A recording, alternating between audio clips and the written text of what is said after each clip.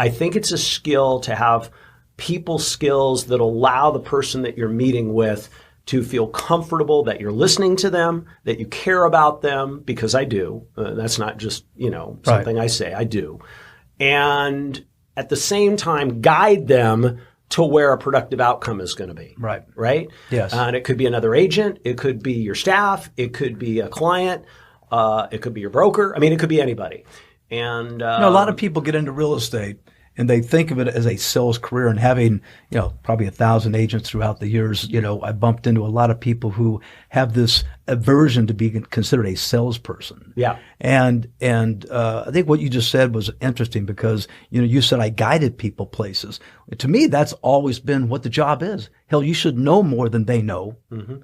And you should help guide them to the right decisions. Totally agree. You're the resource. So you totally should, agree. Yeah. And the problem, Roger, in our industry, you talk about the internet, is in many cases we don't know more than they do. Like I meet agents all the time. They don't study their marketplace. They don't study the new listings and what's selling and what isn't selling. I mean, I've said this from stage. I can't even think of how many times. You have to know your craft better than the person in front of you. If you sit down at a listing appointment at 3:00 on a Wednesday afternoon and the seller to be is telling you about homes that you don't know about, you're in trouble. You're in trouble. How are you going to get the price, or for that matter, even a contract signed? And that's coupled with, these regional MLSs now has gotten people straying much further from home to do transactions.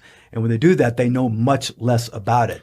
To your point, when you started in Saugus, when you were able to focus in a local area, you got to know the area real well, real fast. And that gave you a little confidence, I'm assuming. Total confidence. Yeah. And knowledge is confidence. I mean, that's not unique to real estate. That's true of every business. And, I can say in my heart of hearts, I don't think anybody knows as much about the Santa Clarita Valley as I do. Right. I don't think they know the builder developers. I don't think they know the floor plans. I don't think they know the agents.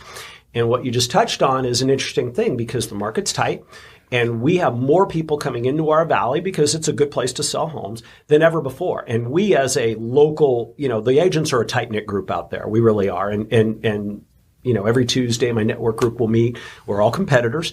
And yet we share information at a very high level. And one of the things we've been talking about for the last year is we've never seen, so we'll put a new listing, we'll get 20 showings in a weekend. 15 of them will be from agents we've never heard of.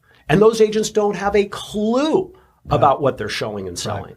And, never mind that that's to their client, their buyer's detriment, to be sure. Right. But if that's a new trend, then we just have to, go with the flow. You got to deal with it. Yeah. Well, and that's true. And I say to people what's happened is that if you sit back and you go, how am I going to have value to you as a client? At one point in time, before your last hiree came into the business, clients would come to you for that information. Yes. What's the market? What's sold? And to your point, today they have that. So you take all these things that they perceive as valuable about you, and you take that away. Now something's got to rise. Something's got to get better.